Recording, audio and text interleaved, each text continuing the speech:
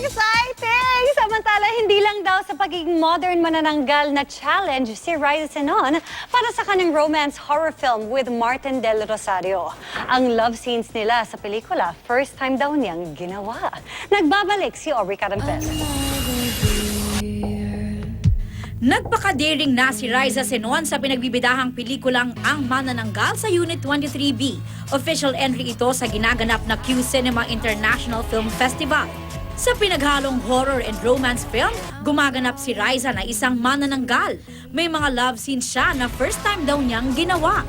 Umiyak ako kasi yung part na gagawin ko na yung mga sensitive scenes. So, nilabas ko lang yung kaba ko. Sulit naman daw dahil nakatanggap ng magagandang reviews ang pelikula, katambal si Martin Del Rosario.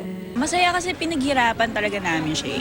Sa pinagpuyatan namin, iniyakan ko. Nakakatuwa na naging parte ako ng film na to. Nakaka-proud kasi napanood ko ako mismo para napamangha.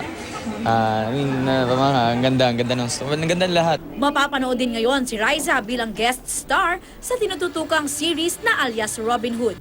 Sobrang bad ko doon. So marami silang aabangan. Pag tingnan natin kung magtatagpo ba kami ni Robin Hood or ni Andrea. Aubrey Carampel, updated sa showbiz happenings.